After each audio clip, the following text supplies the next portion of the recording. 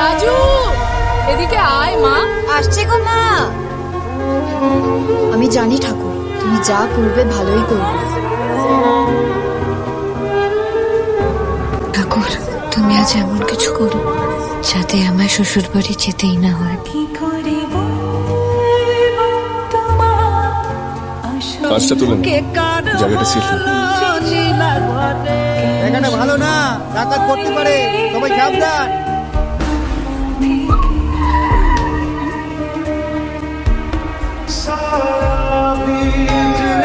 সবাই নেমে আসবে, বেশি মনে করে তোমরা খুলে উঠবে।